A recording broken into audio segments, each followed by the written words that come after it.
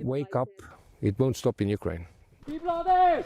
It's an alarm call that's ringing across the Baltic states about neighbouring Russia. From the northeast tip of Estonia, through the forests of Latvia, to the southeastern corner of Lithuania. Do you patrol on that, on the wood? Yeah. Many here are worried about what might follow Russia's war in Ukraine. We take a journey along NATO's eastern border with Russia, where civilians are mobilising to deter the threat, and ask if the UK and other allies should be doing similar. In the far northeast of Estonia lies the city of Narva. Russia sits just across the river.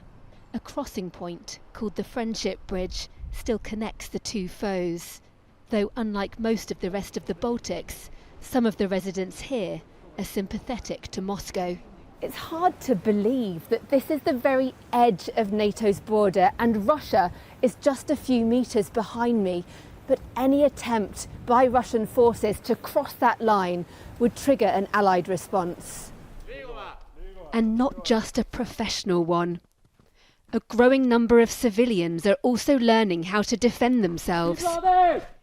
These part-time soldiers on an island off Estonia's west coast are dubbed the SAS. It stands for Saturdays and Sundays because that's when they train. Their commander has a warning for Moscow. It will be bloody mess if you come here. We will definitely kill as many of you as possible.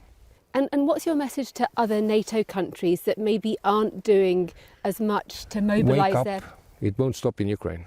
If we don't stop them there, they will come further and further. Some of these volunteers joined the Defence League in part because of the war in Ukraine. And they say they're prepared to fight should Russia attack. I have to take the weapon and trying to protect my family, my home. And why is your island so important to you? It's my home. It's easy. You need home, yeah. It's a good place.